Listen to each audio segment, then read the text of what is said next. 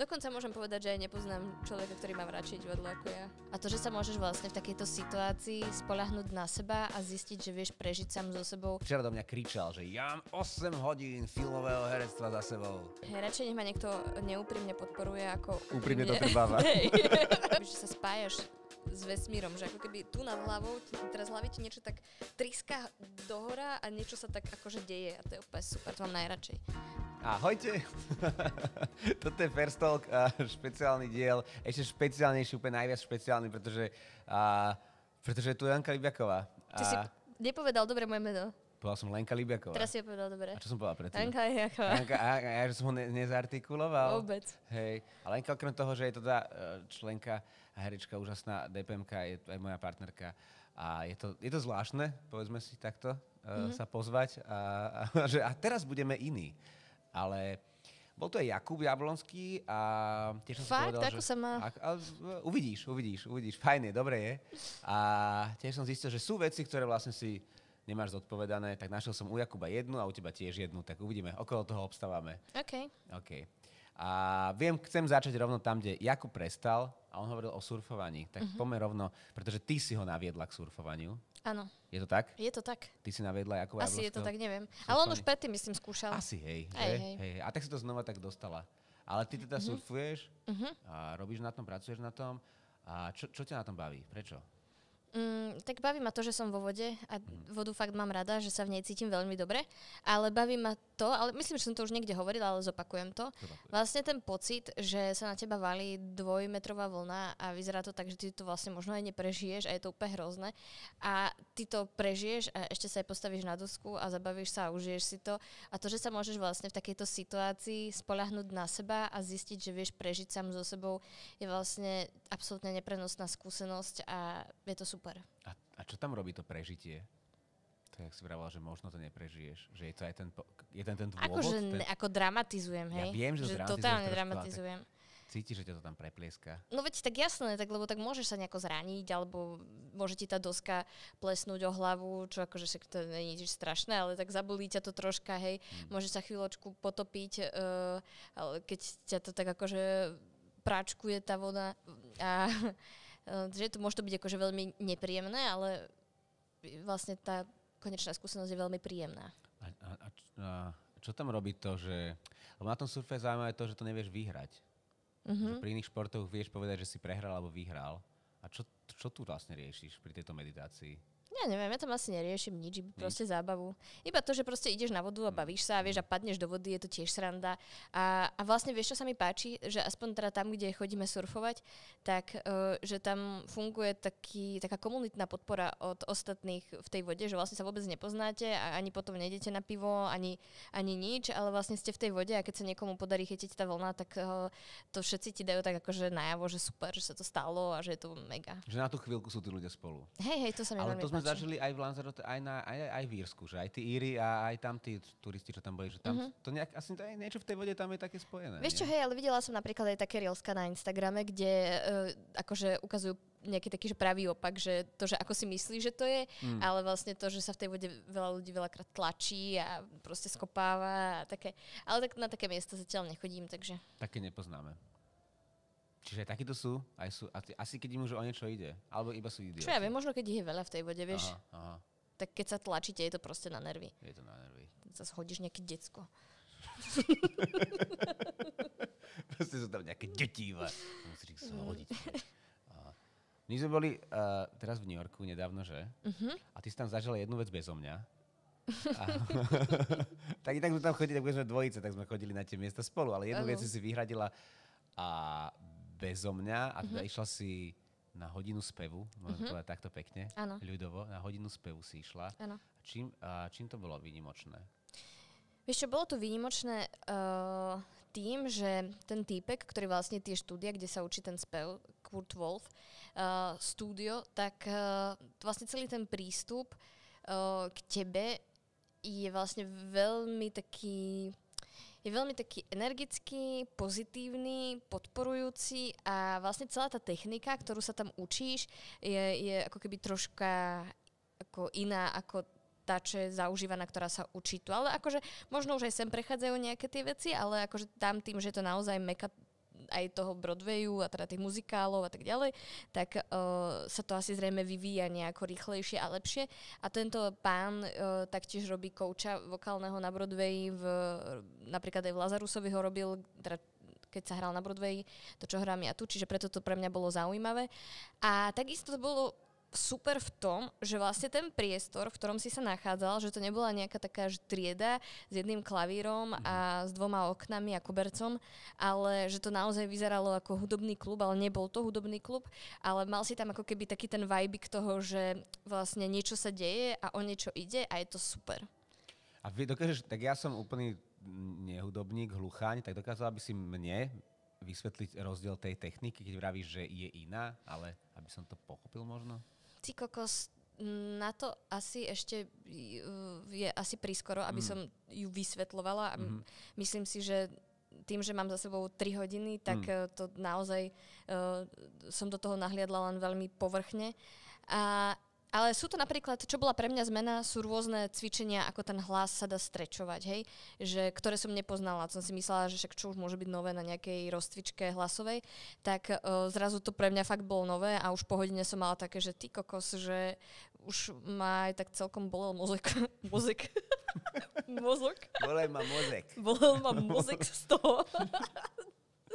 Takže že to akože bolo náročné spracovať. No a tak, ale keď akože o tom budem vedieť viac, tak určite poviem. Ale dôležité bolo to, že naozaj bolo o tom proste podporovaní a o tom mindsete, že... Toto a je to také aj klíše, nie? Že človek sa vráti z Ameriky a že ľudia ťa tam podporujú. A je to úprimné podporovanie, alebo čo to je? Čo ja viem, to mi je úplne jedno.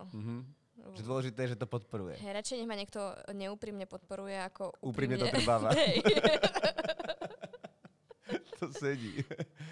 Hej. Okay, ale dobre, pomáha to? Dobre, tak ale sú ľudia, ktorým pomáha Citrón je taký človek, ktorý má radšej, že dodrb ma. Poriadne ma dodrba, vtedy som lepší, ale ty si teda tým ľudí, že poďme podporou, poďme týmto American system. Na mňa to veľmi funguje. Na mňa nefunguje akože taký tlak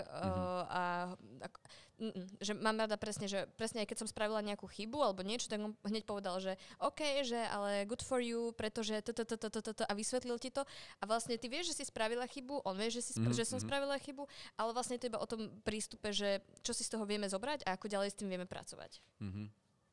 Asi som aj ja v tom tíme. Hej, no ty si určite.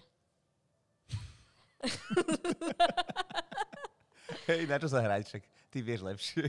No. Máš pravdu, hej. Ja. Mám takú vec jednu pri tebe, že ty si, a neviem, či možno niekto aj viacej ako ty, ale ty si odohral niekoľko predstavení, čo viem, celkom v náročnom akože zdravotnom stave.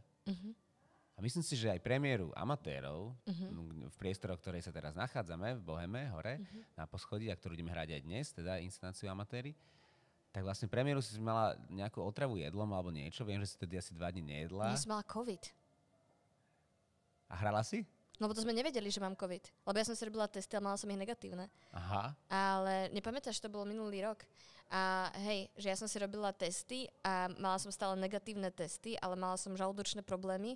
Preto že nemala si symptómy covidu vlastne? Nie, no nie vtedy také, aké sme poznali. Áno. Teraz je to už akože známe, že to tak je, ale až potom mne vlastne vyšlo o týždeň alebo až, neviem či nie, až o 2, že mám pozitívny a stále. Že to už mohlo byť aj niečo ďalšie. No a mňa skôr zaujíma akoby ten pocit, že aký je to pocit s tou úplnou slabosťou a s tým celým akože ísť hrať aj náročné predstavenie. Lebo to je nahranie už také akože metafyziky podľa mňa trochu, keď už ty mentálne odchádzaš. No hej, akože neodchádzaš len mentálne, ale vlastne fyzicky a to je vlastne na tom najhoršie, že nemáš silu, hej, že nie je to, že máš nejakú nádchu alebo ja neviem, ťa bolí hlava, ale že naozaj bojuješ s tým, že či nejdeš utekať na záchod, lebo to proste nedáš, alebo ja neviem to, že keď som napríklad nemala hlas a vtedy sme mali také dlhé turné, kde som vlastne aj spievala a tak síce sme to prispôsobili nejako, ale to, že vlastne nemôžeš dať ako keby 100% a to, čo ty vieš, že vieš dať, tak to je akože, to je hrozne deprimujúce. To vlastne ty máš za sebou aj tie klasické, ako to volá, kalciovky? Čo to je? Ale no vidíš, ale do toho už tiež by som nešla. Už teraz by som takto vôbec nepristupovala k tomu, že ako mám za sebou túto skúsenosť. Kalciovky myslím teda, že ideš na injekcie, aby sa ti nejak obnovil ten hlas, nie? No, ale on sa ti neobnoví. To je proste iba o tom, že sa ti rýchlejšie prekrvujú svaly. Vieš, to je... To trošku ako oklameš. Hej, že to je vlastne o tom. Ale, no, čiže už by som to asi tak nehrotila. Lenže to je to, že niekedy sa to akože nedá, že niekedy ťa fakt akože tak tlačia k tomu, že by bolo dobre to spraviť, lebo je za tým veľa práce a ty si to uvedomuješ, že vlastne nechceš to rušiť a blablabla. Ale zdravie je prvoradé. My sme raz hrali jedno spoločné predstavenie, pamätáš si ho? O Alžbete Gverkovej. Hrali sme to v knižnici Korona Feldváriho v Slovenskej národnej galérii. Pamätám si a ja som si dal predtým kapučíno, ktoré ja vôbec nepijem kapučíno, ja vôbec nepijem mlieko. A ja som dal kapučíno a nejaké jedlo predtým, niečo samozrejme ázijské. A ja som v polovici tomu predstavenia mal pocit, že sa doserem. Ale že toto bude že hard.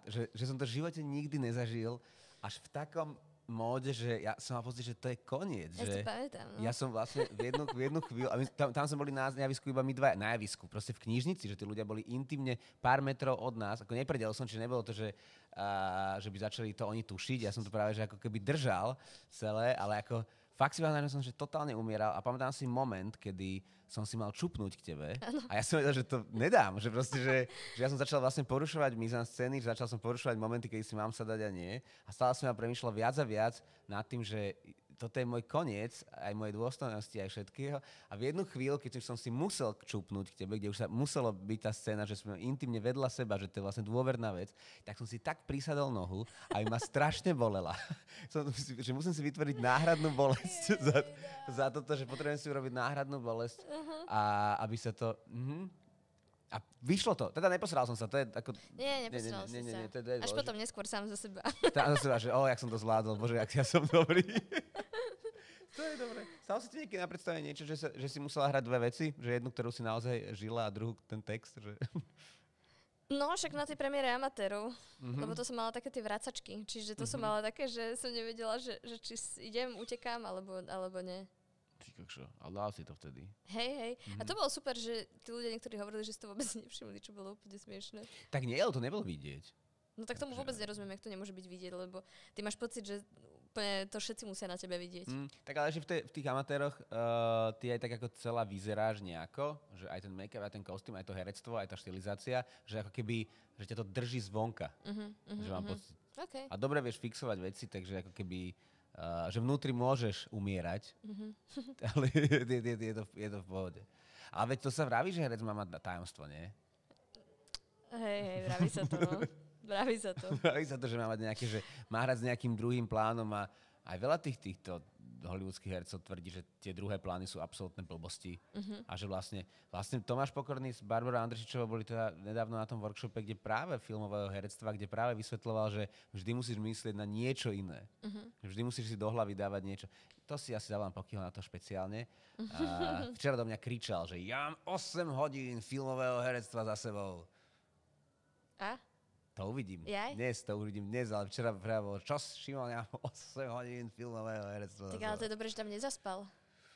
Na tom workshope? No zaspal. Zaspal? Jasne, že tam zaspal. Fakt? No áno, lebo po obede išiel po obede. Jasné. Vieš, poobedný kurz bol po obede. Yeah. Tak ale pokiaľ sa to nemôže, že zaspáva. Nemôže. Raz mi zachránil život, keď už sa bavíme o ňom. To je super, prečo tu vlastne iba neohovárame našich kolegov? Môžeme začať. Jakub iba teraz plesol dverami, poďme na neho. Nie, pokým ma raz svojím spánkom zachránil, lebo ja som bol raz na jednej skúške, skúšali sme Remarka, na západe nič nové a ja som večer predtým tak potiahol a my sme skúšali tak, že sme boli v miestnosti, kde neboli stoly, iba sme sedeli po okrajoch vlastne tej miestnosti, čiže za nami bola stena a pokým sedel oproti mne a tá skúška bola taká tá ideová, takzvaná, že trošku čítaš. Sa veľa rozpráva, hej, aby vedeli diváci. Strašne veľa sa rozpráva. Ale väčšinou nerozprávaš ty. Väčšinou to nie je o tebe. A bol ten moment, kedy sa trošku číta, ale viac sa rozpráva, kto vie zaujímavejšiu historku povedať okolo toho. A bolo také, už sme trošku podľa mňa už sme trošku preháňali v tom, že aj dramaturg povie, aj režisér povie, aj scenograf povie, aj niekto iný povie, aj herca niečo napadne a potom aj 3 odveci a že už som mal pocit, že no už by sme, no už a padal som, akože mentálne som upadal a v jednu chvíli, keďže nebol stôl aj nič, som zistil, že vlastne zaspávam, alebo teda padám, že hlavou na rameno tak, akože a že bože, to je strašne trápne, že nemôžem takto vyzerať.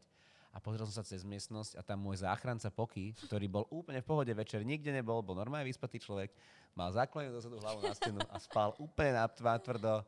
A hovorím si, že Poky ťa vždy zachráni. Hej, Vždy. Lebo on videl, že mne není dobre, tak radšej protestne zaspal, aby zobral tú pozornosť na seba. To je proste náš drahý kamarát. To je náš drahý kamarát. Hej. Počuj, a tá... Čo ti divadlo nedá, čo má hudba v sebe? Aký rozdiel pocitový? Vieš čo, ideálne je, keď sa to spája.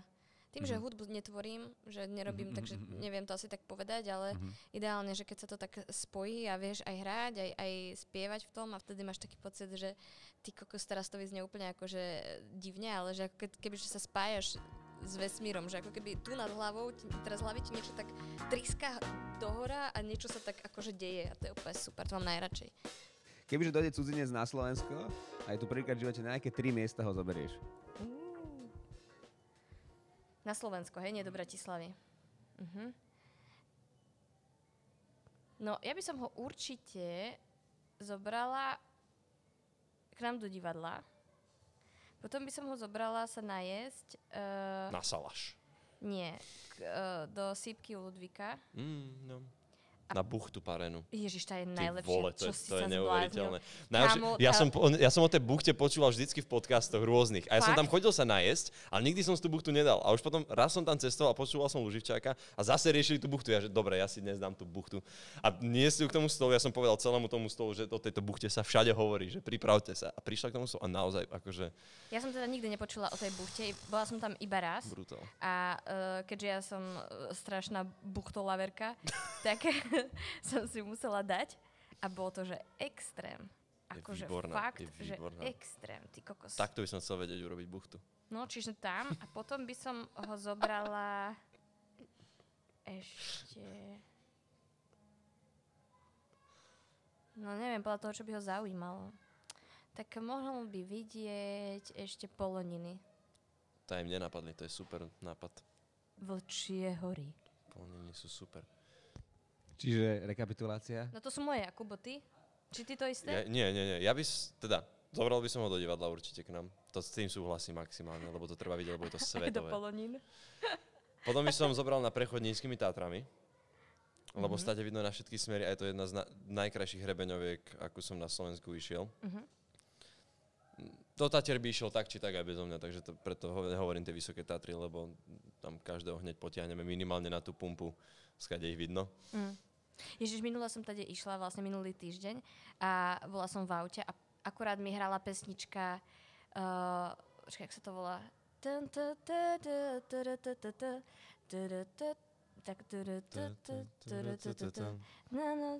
Buena Vista Social Club, tak to volá, nie? Počúvaj, a tak mi to sedelo do tých Tatier a si hovorím, že to má úplne iný vibík zrazu, že strašne dobré. No, ja som počúval Gleba v Brooklyne a tiež to fungovalo. Tomu verím. To je... A teraz nadväzujúca otázka, kam by ste poslali toho druhého? Akože ja Jakuba? Kebyže si máte vybrať na nejaké Slovensku? miesto, no, hoci kde na svete, kde si ma vybrať, že ako si to tam pozrieť? No ja by som Jakuba poslala k nám do Žiaru nad Hronom, do Kortiny. To je taká romská osada. Prečo? Prečo nie? Dobre. Dobre.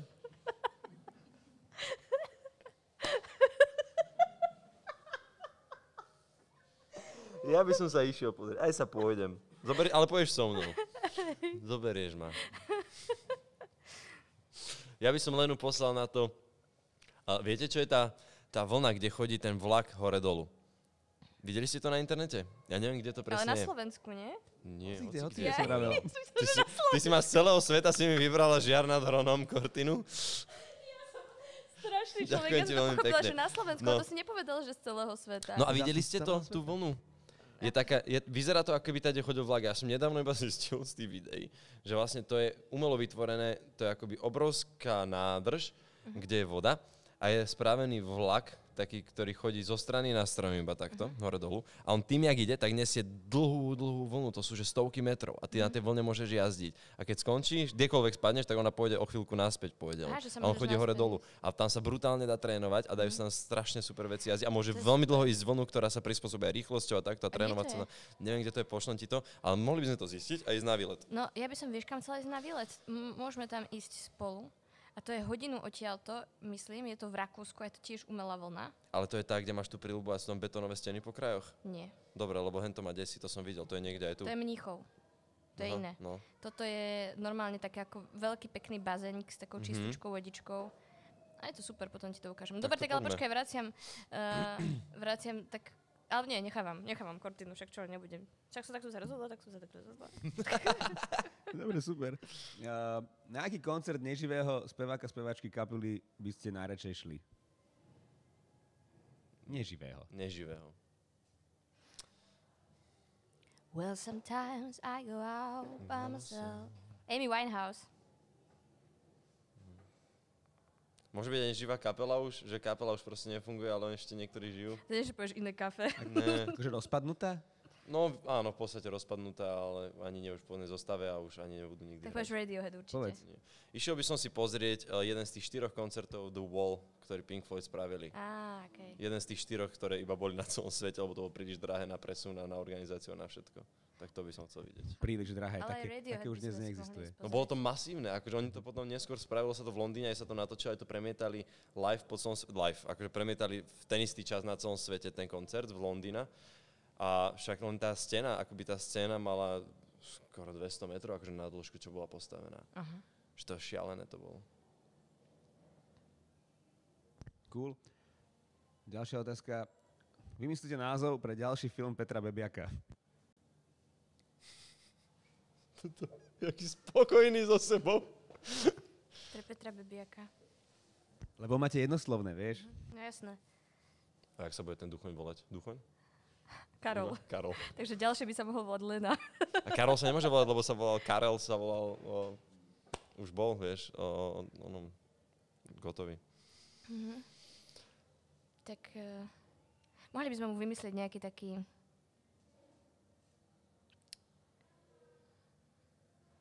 No vymýšľaj. Počkaj, ja si musím v hlave dať teraz, jak boli tie názvy. No Trhlina. Trhlina bola... Zlo?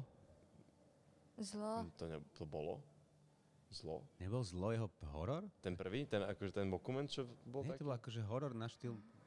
Dokument, ne? Ten Blair Witch, taký štýl. Kamil Kolárik to bolo úplne prvé. A to bolo Zlo. No. Kamil Kolárik je nedocenený Teraz bola herec. Smršť. Teraz bola Smršť. Tak Vítok som nepovedala.